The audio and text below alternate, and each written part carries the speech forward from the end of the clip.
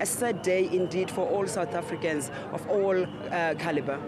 Absolutely. When we got the news last night, we all, at the very core, it feels indeed as one that has lost the father of the nation, but equally so one that's lost someone who we all feel like we knew. We lived life and we had an incredible privilege of having lived in a democratic South Africa under his leadership, but equally so the hardness of knowing the fact that this is an incredible hero that has fallen. And it's an incredible sadness. It's also a deep sense of mourning. It's a deep sense of condolences to the family of the Mandelas, but equally so to the South Africans nation as a country. We mourn today, but we don't mourn as those without hope. We know that Nelson Mandela stood for something. So there's much that is to be celebrated. Now, a moment in history, of course, many, many years later, people will be asking, when you heard the news, where were you? What did you do in reaction to that? Can you take us through that moment first? I'd just gotten home after a function, and obviously when we got the news, we immediately tried to find out what was happening and immediately made our way through, because we always felt that Nelson Mandela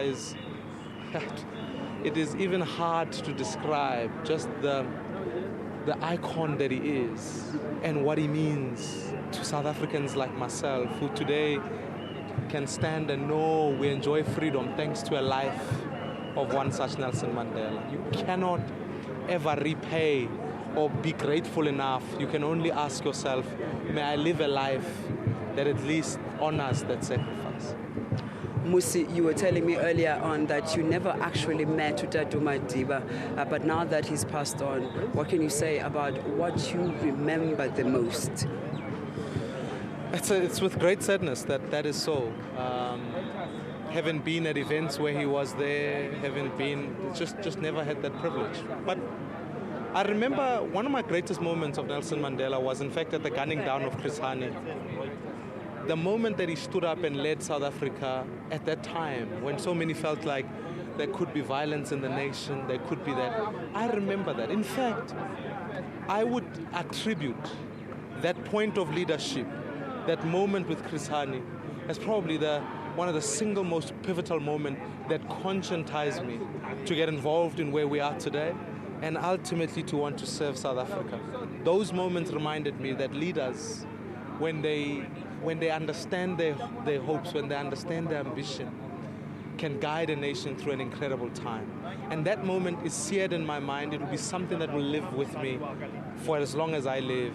And I would hope, whatever we do, that it would be, I take incredible courage and strength from that moment. And many years later, if you were to tell your children, because you lived during the time of Utatu Nelson Mandela when he walked out of prison, and that with his fist up high, and everyone in the country at that point felt this is the moment of political freedom, if you like, what would you tell your children many years later? I would tell them that if a man can be in prison, can suffer the worst form of oppression, come out, forgive, and lead us into a peaceful society, I don't have an excuse. They don't have an excuse.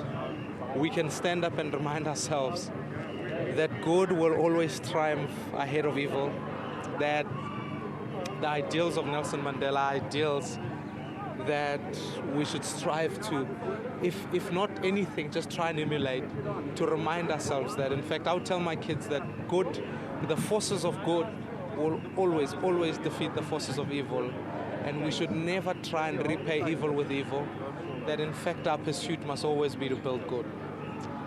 Mmusi Maimane, thank you very much for joining us. That was Mmusi Maimane from outside Utatu Nelson Mandela's home in Houghton, Devon. We'll bring